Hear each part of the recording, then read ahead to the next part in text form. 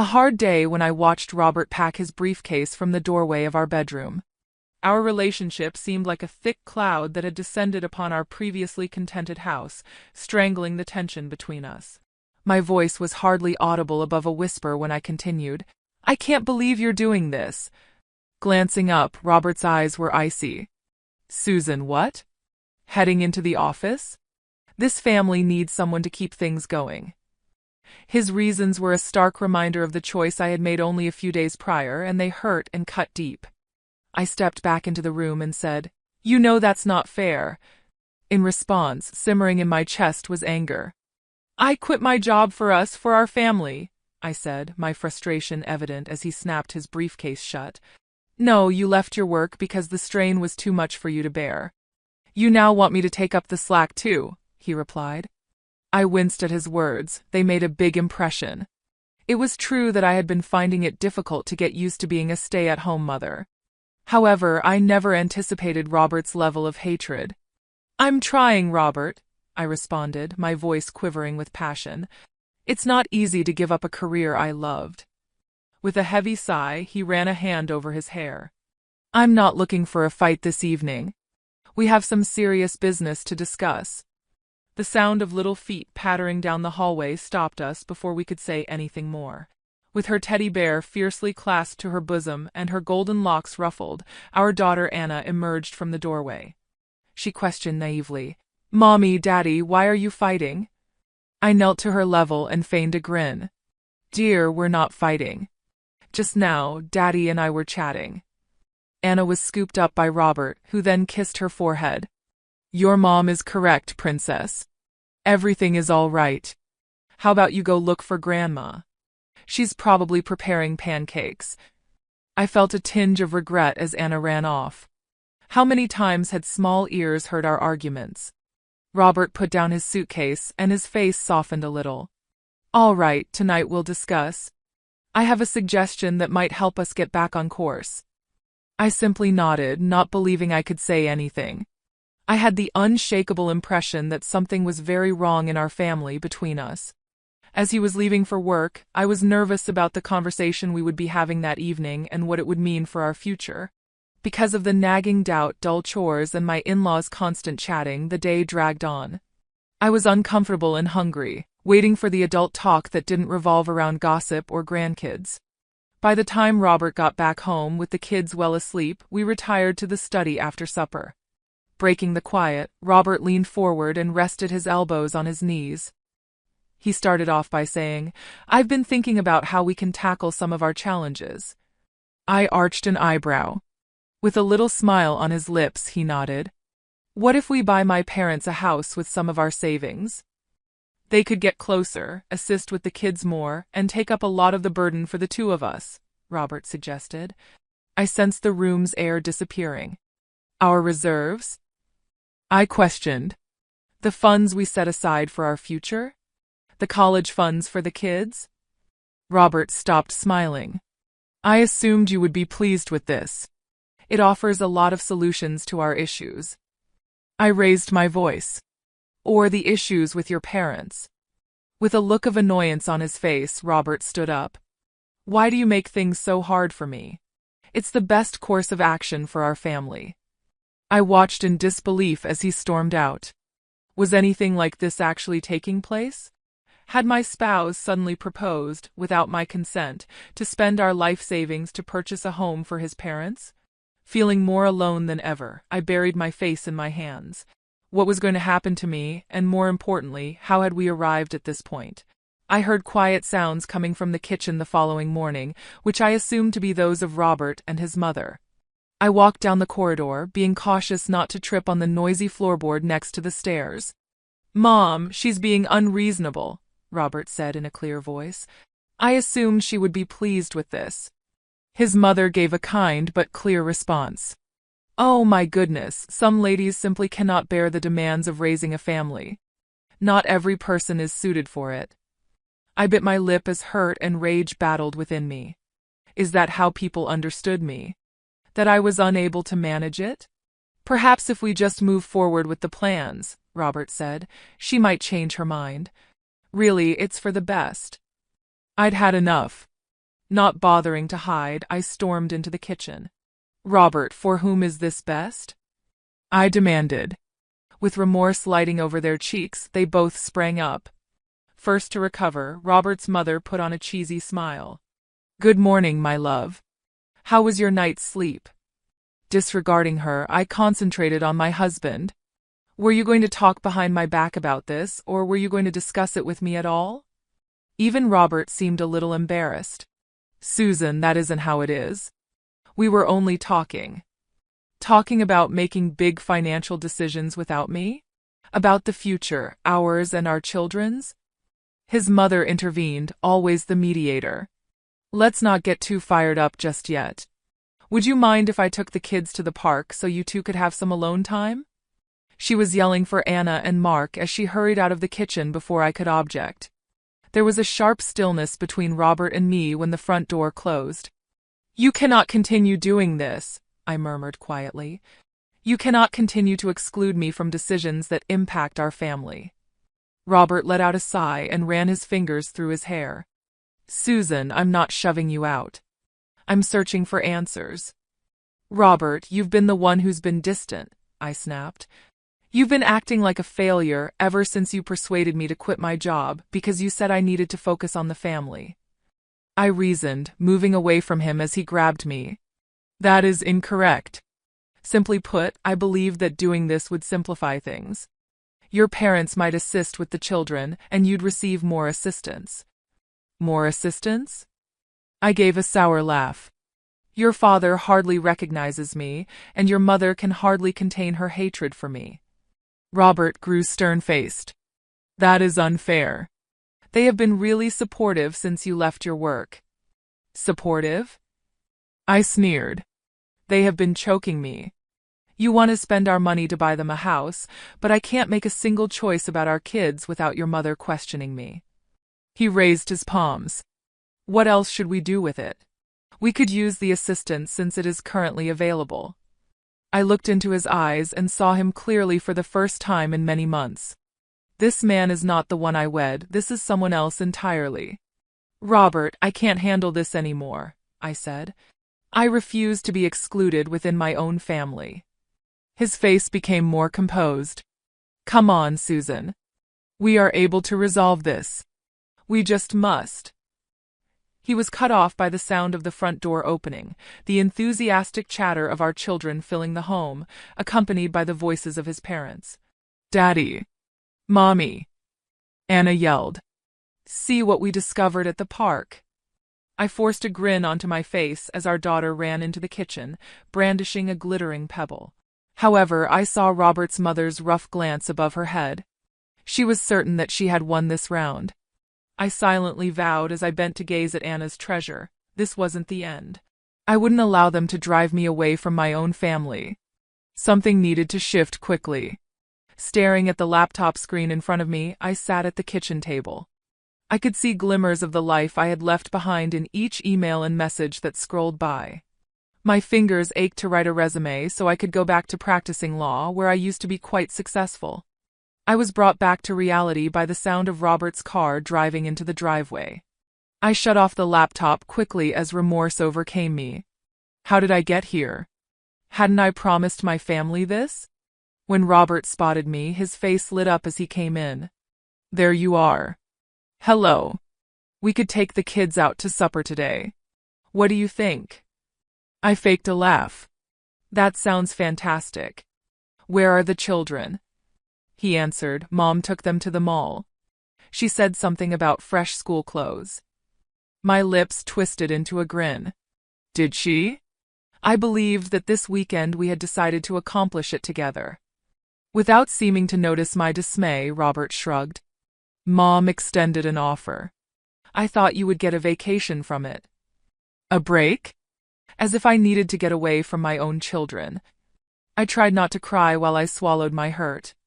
Robert, we need to talk about your parents, about this whole scenario. His shoulders stiffened as he groaned. Not this again, Susan. I believed that this was behind us, that the past was the past, me making decisions for our family. I got up, my rage exploding. Robert, you can't just keep making decisions on your own, especially not about our savings. He narrowed his eyes. What's that supposed to mean? I inhaled deeply. Earlier, I heard you talking on the phone. You were conversing with a real estate agent, right? Robert looked surprised and flushed. It was only a preliminary discussion. I was obtaining data. Without first speaking with me. I concluded on his behalf. He raked a hand through his hair once again, his voice brimming with frustration. Susan, what do you want from me? I'm attempting to act in our family's best interests. Our family, I said once again. Not the talk of your folks, not the idealized version of our family that your mother has. We, Robert, me, you, and the children. He fired back. My parents are part of our family too. Why do you not see that? Something inside of me snapped. Because they're assuming control. Your father ignores me during family dinners, your mother scolds me for being a parent, and you're allowing it to happen. Robert grew stern-faced. That is unfair. They only want to help. I chuckled in disbelief. Is that what you call it when your mother insults my parenting? When your father avoids me at family dinners? Robert responded. You're exaggerating, but I could tell he was doubting himself. I took a step forward and spoke in a deep, low voice. Robert, am I mistaken? Tell me this. When was the last time your parents weren't involved in a choice that we decided on together? He parted his lips, then shut them again, unable to respond. That's what I thought, I said as my strength began to go. Robert, I can't continue to live this way. There must be a change. I briefly had a glimpse of the thoughtful, kind man I'd married. However, he soon closed his face once more. You're accurate, something indeed has to change. You must acknowledge that this is how we now live, Susan. My folks are here to stay. We'll all be happier if you embrace that sooner rather than later. I was filled with shock and sadness as I looked at him. Had this actually been the state of our marriage? The sound of the front door opening and the eager talk of our kids were followed by the resounding voice of Robert's mother. She called, "We're back. And wait until you see what we bought." Robert turned to meet his mother and our children, giving me a look that suggested quite obviously that our talk had ended. As I stood there, horrifying reality overwhelmed me. This was no longer simply about Robert's parents. This had to do with our marriage's future, and for the first time I wasn't sure whether it really had one. I sat at the desk in our shared study, pen poised over paper, heart thumping in my chest. The place was oddly quiet. This was it, the breaking point. I looked at my watch. It was 2:37 a.m. with his head still in the clouds. Robert had no idea that our world was about to rock. The kids were safely nestled into their beds, oblivious to the unrest that had been building for several months. My hand trembled as I started writing. The kids and I will be gone by the time you read this, Robert. This is no longer how I can live. My eyesight became blurry as I released years of grief, disappointment, and betrayal onto the paper. I wrote about my experiences of being ignored, about his parents' persistent interference, and about the dreams I had given up only to be viewed as an outsider in my own home. I let out a sob as I signed my name at the bottom. I smothered the sob quickly, not wanting to wake anyone. This was not the future we had planned together, and it was not how I had expected my life to turn out. However, things happen, people change, and sometimes you have to have the courage to alter your own narrative. I carefully folded the letter and put it where Robert could see it, in the middle of his desk. Quietly, I made my way upstairs in an attempt to rouse the kids. "Mommy!" I shook Anna gently awake, and she murmured something sleepy. "What's wrong?" she inquired while rubbing her eyes. "Nothing's wrong, sweetheart," I whispered and lied. "We're taking a little getaway. Could you please assist me with your brother, like a big girl?" Though still half sleepy, she nodded. Being the lighter sleeper of the two, Mark was usually simpler to wake up. In a matter of minutes, I had them both dressed and prepared to depart, holding their beloved stuffed animals firmly in their arms. I held my breath as we tiptoed down the steps, hoping that Robert wouldn't wake up. His snoring from our bedroom was a comforting sound, but it also cut deeply. I no longer felt like I knew this man who I had previously loved more than anything. We arrived at the car without any problems. Anna's little voice sliced through the evening air as I strapped the children into their seats. "Where's Daddy, Mommy? Will he not go with us?" Even though I knew the question was coming, I froze, unprepared for it. "No, my dear, Daddy must remain here, but don't worry, we'll see him shortly." Even though the lie hurt my tongue, I couldn't bring myself to utterly destroy their reality, not quite yet. My attention was drawn to a movement as I slid into the driver's seat. Robert's mother was standing there in the upstairs window.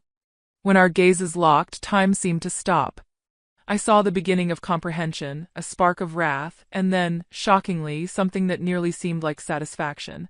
I fired the engine and slid out of the driveway. Without thinking, I drove through the lonely, dark streets with shaking palms on the steering wheel. To what destination were we heading? How would we proceed? My head was filled with questions that felt like they would never end. However, I felt calmer when I looked at my sleeping kids in the rearview mirror. We would work things out. It was necessary for us to. My phone buzzed just as the first rays of dawn were starting to strike the sky. My blood ran cold as I saw Robert's name flash on the screen with the sentence, "You have no right to remove my kids. My attorney will get back to you, Susan. You're not going to get away with this." My resolve strengthened, and I threw the phone onto the passenger seat. Now there was no turning back. I would confront the next challenge and any upcoming struggles for the sake of my children and myself. I allowed myself a tiny grin as the sun rose, casting a picture of opportunity and optimism over the earth. This was only the start of a new chapter in our narrative, not its conclusion. I arrived at a dilapidated motel's parking lot, fatigued filling my body despite the mess in our lives. The children's faces were serene as they slept soundly in the back seat. I was about to cry as I propped my head on the steering wheel when I heard a tap on the window. "Susan, is that you?" Blinking in shock, I looked up. My high school best friend Carolyn was there, gazing through the glass, a face I hadn't seen in a long time. "Carolyn," I gasped out, wiped my eyes hastily, and got out of the car. "What are you doing here?" She drew me into a close embrace. "This place is managed by me, yet I forget about myself. What is happening? Are you all right?" Something inside me shattered at the concern in her voice. Before I knew it, I was crying in her arms and telling her the entire tale in between breaths. With each phrase, Carolyn's expression became more serious as she listened. Carolyn gave me a shoulder squeeze after I was done. "You won't remain in this hole. Come on, I'll give you my extra room." After an hour, the kids were nestled into cozy beds, and I took a seat at Carolyn's kitchen table, enjoying a warm cup of tea. "So what's your plan?" Carolyn inquired politely. Feeling confused, I gazed into my tea. "I'm not sure. I simply could not stay there any longer. However, I can see from Robert's text that he will fight for the kids." Carolyn's eyes became stony. "Now you attack, Susan. You've always been the sharpest person I know.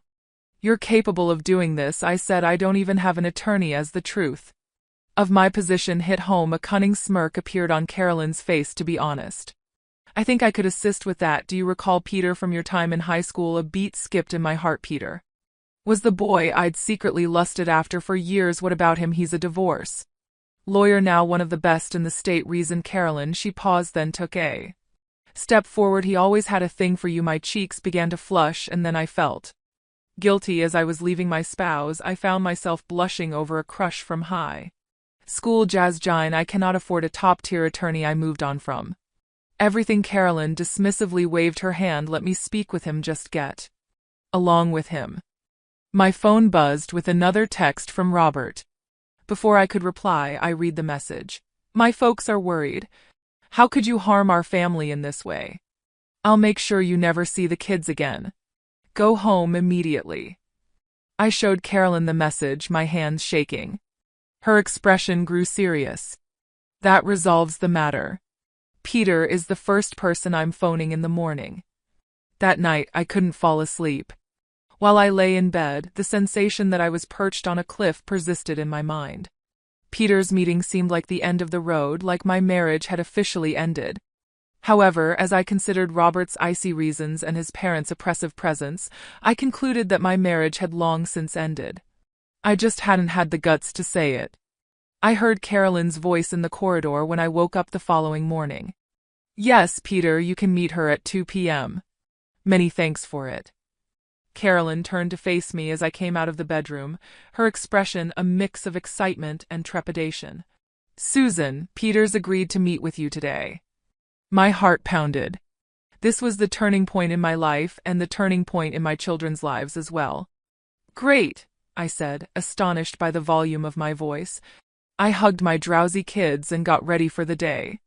As I did, hope kindled in me, something I hadn't felt in years. I no longer felt alone. No matter what lay ahead, I felt ready to fight for the life I deserved for the first time in a very long time. I waited in Peter's office, smoothing down my shirt and attempting to get my anxiety under control. It was obvious he had changed from the bashful youngster I recalled. When he stepped in, Peter held out his hand with a confident, comforting look on his face. "It's been too long, Susan. I apologize that we have to meet in this manner."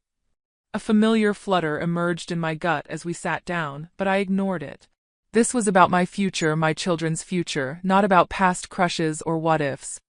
Peter listened carefully as I described my circumstances, his brow furrowing at every new detail. He leaned forward, his gaze fierce after I was done. "I will not sugarcoat this, Susan. This may turn heated, especially with Robert's parents involved and his wealth. However, I can assure you that we will battle to the death." Something within me was sparked by his words, a fire I had long since extinguished. "How do we start?" We plotted for the next 60 minutes as Peter described our strategy. I sensed the return of my previous legal feelings as we began discussing the details. When my phone beeped, I quickly looked at the screen. "It's Robert. I have to take this." As I left Peter's office, I answered the call. "Where are you, Susan?" Robert's tone was composed and icy. "My parents are devastated. The children must be brought home right now." Taking a deep breath, I prepared myself. "No, Robert, I'm not going to return. I've hired an attorney. Please get in touch with him for any further matters." A moment of startled silence fell. Then Robert's voice became angry. "Do you really believe you can take my kids and get away with it, Susan? I'm going to ruin you. You'll be lucky if you see them again when I'm through." The call ended abruptly. Peter put his hand on my shoulder, pulling me back to the present moment as I stood there trembling. "Are you all right?" he asked, his expression filled with worry. I nodded and wiped away the tears I wasn't even aware I was shedding. "Peter, he made threats to abduct the children." "How?" With his hands resting on my shoulders, he said, "Hey, we will not let it occur. Susan, you're not alone in this battle. You're stronger than you realize." I was overcome with feelings as I stared into his eyes, including dread, thankfulness, and something more I couldn't quite put my finger on. I took a step back and collected myself. "What should we do next?" Peter's face took on a serious expression. "We must apply for temporary custody right now. We also need to discuss your career." Puzzled, I blinked. "My profession?" But I abandoned that. "Exactly," Peter stated in a stern tone. "In court, that will be used against us. We must demonstrate your ability to care for the kids independently." It struck me like a stone. I had sacrificed everything for my family, and now I could lose my kids because of that one sacrifice. Uncertainty began to seep in. I don't know if I can go back." Peter grew more determined. "Susan, the woman I knew in high school, was a determined individual who could accomplish anything. You only need to locate her again because that woman is still there." That day, when I walked out of Peter's office, my head was spinning. Rebuilding my profession, fighting Robert and his parents, and attempting to keep my kids safe felt like an impossible task. But for the first time in years, I felt a glimpse of optimism. Anna's big eyes met mine as I tucked her and Mark into bed that evening. "When are we going home, Mama?" she asked. My heart tightened. "Oh, my dear," I replied, drawing her near. "We're at home now. Our home is wherever we are when we are together." I vowed in silence as I held my daughter. I would build us a new home, one that was free of love, respect, and hardship. No matter how long it took or how fierce the battle was, I was prepared for the difficult path ahead. The old Susan was coming to her senses and ready to reclaim her life. In front of me stood the courtroom, a rising reminder of the conflict I was about to engage in. Grasping my suitcase firmly, I attempted to calm my anxiety. Our interim custody court hearing was today, and I knew that Robert and his parents would make a big deal out of it. Peter touched my shoulder with a kind hand. "You can succeed, Susan. Keep in mind all we've planned." I nodded, and as we stepped into the building, I inhaled deeply. I saw Robert, his parents, and their attorney huddled together. My fury boiled at my mother-in-law's nasty expression. When the hearing started, I watched in growing terror as Robert's attorney presented me as an unstable, careless mother who had deserted her family on a whim. They brought up my choice to resign from my position, misrepresenting it as proof that I couldn't support the kids. When it was our turn, Peter expertly made our case, emphasizing my years of successful legal profession and commitment to my kids. However, I noticed the judge's doubtful look. Uncertainty tore at me. Had I committed a grave error? During our recess break, I noticed Robert's mother talking loudly in the hallway. Naturally, as soon as we gain custody, we'll be moving in to help with the kids instead of some unstable mother who can't decide what she wants out of life. They need a secure environment. A part of me broke. I marched up to her before I had a chance to consider. "How could you?" I growled. "From the beginning, you have been attempting to push me away. Guess what, though? I'm over being treated unfairly. I will use every ounce of my strength to battle you for those children of mine." Robert's father moved to separate us. "Susan, you've gone insane. Right now, you're supporting our argument that you're unfit to be a parent." When I turned to face Carolyn, her eyes were flaming. I felt a touch on my arm. "Remove yourself," she told my in-laws. "You are no longer allowed to harass her." Peter showed up as a gathering formed, and he gently drew me away. "This isn't helping, Susan. We must pay attention to the hearing."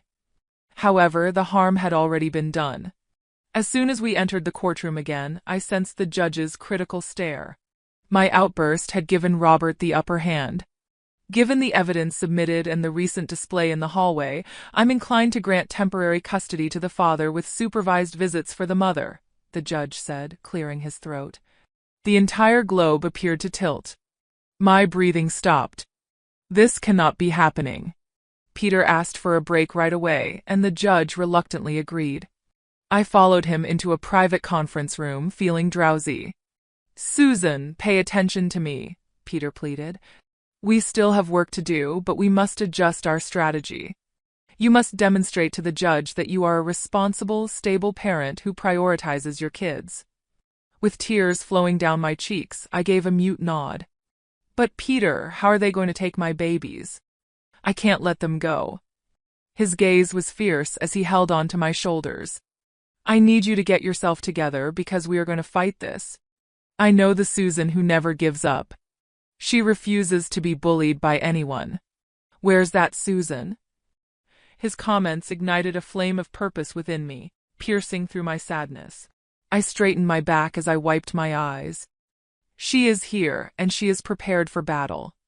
As we were about to enter the courtroom again, I saw Robert and his parents. Their arrogant looks strengthened my determination. This was no longer just about me. It was also about proving to my kids what it meant to stand up for oneself and escape their hold on me. After inhaling deeply, I squared my shoulders. The conflict had not ended, it was only getting started, and this time I was prepared for battle. With my pulse racing, I watched the judge get ready to hand down his decision in the courtroom. It had taken months of struggles, restless nights, and unwavering resolve to get to this point. Seated on the other side were Robert and his parents, their expressions a mix of hate and confidence. The judge's voice echoed through the hushed chamber as he spoke. "This court has carefully considered all presented evidence in the matter of custody for Mark and Anna." Feeling Peter's comforting presence alongside me, I held my breath. The world appeared to stop when the judge announced that Susan Matthews would receive primary custody and that Robert Matthews would have significant visitation rights.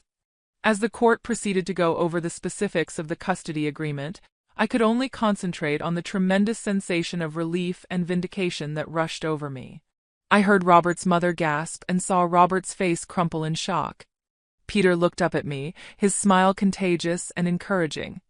More than that, it made my heart skip a beat. Robert came over to me outside the courthouse, his parents watching from a distance.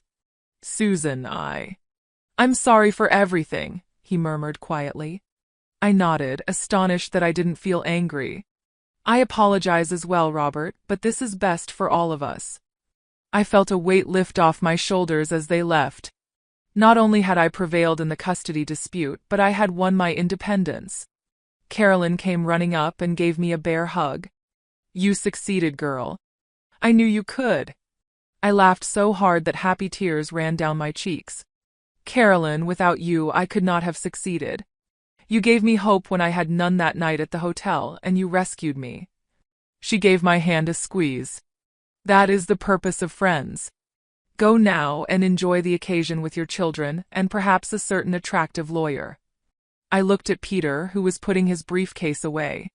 His face flushed, and my gut gave me that recognizable flutter as our eyes locked. After a happy reunion with Anna and Mark later that evening, I sat on Carolyn's porch and watched the sunset. Peter came over to join me, holding 2 glasses of wine. He handed me a glass and said, "To new beginnings." I grinned and gently tapped my glass against his. "Towards fresh starts." Peter finally spoke after a little period of comfortable silence. "You know, Susan, from what I've been seeing these past few months, you're amazing. I can see that you've changed from that first day when you came into my office because of the way you battled for yourself and your kids." I nodded, a wave of pride rising within me. "I'm not. I just discovered aspects of myself that I had assumed were lost forever." Peter reached out to touch me, and his touch ignited something within me. "Maybe we could grab dinner sometime, just the 2 of us, now that the dust has settled." I saw warmth, adoration, and the potential for more as I gazed into his eyes. I paused for a second, old worries threatening to resurface, but then I remembered all that I had accomplished and all that I had conquered. "Yes, please," I murmured quietly. I thought back on my journey, including the hardships, times of hopelessness, and agony that had led me here. As the last of the sunshine illuminated the sky in dazzling hues, I realized this was where it had all led. I had regained my strength, my freedom, and a network of support I never realized I needed. Even though the future was still unknown, I felt optimistic about it for the first time in a long time. I still had my independence, my kids, and maybe a future full of love ahead of me.